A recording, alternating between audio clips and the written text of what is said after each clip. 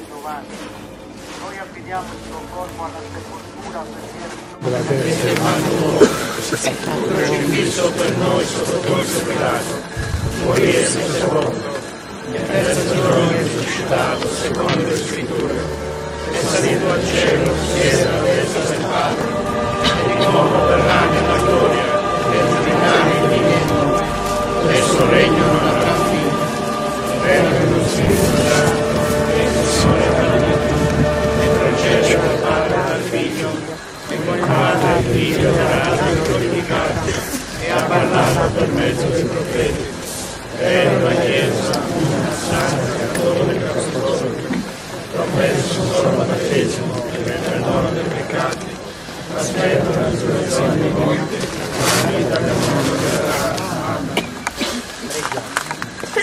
Dio, i cui giorni non conoscono tramonto, e la tua misericordia è senza limiti. Ricordaci sempre quanto breve e incerta è la nostra esistenza terrena. Il tuo Spirito ci guidi nella santità, nella giustizia in tutti i giorni della nostra vita, perché dopo averti servito in questo mondo, in comunione con la tua Chiesa, sorretti dalla fede, confortati dalla speranza, uniti nella carità, possiamo giungere insieme con tutti i nostri defunti nella gioia del tuo regno, per Cristo nostro Signore. Amen.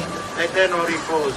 Allora, Signore, senza essere la luce perpetua, riposa in pace.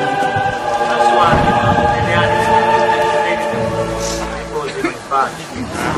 A Santa Croce.